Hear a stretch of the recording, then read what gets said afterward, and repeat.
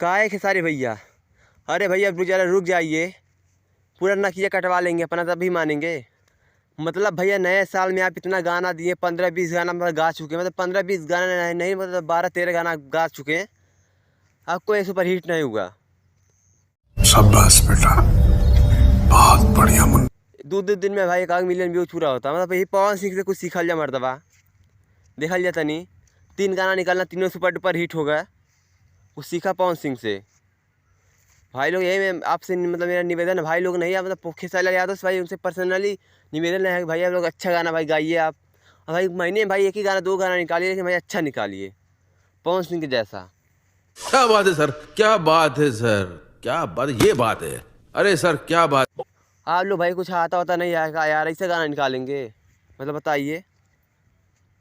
वो लहंगा चोली वोली बस चलेगा, और आपका बस सारे गाना हम भोजपुरी पे ही चलता है गाना, मतलब आप लोग का इतना गाना नहीं निकला, आपको गाना सब फ्लॉप हो गया सब।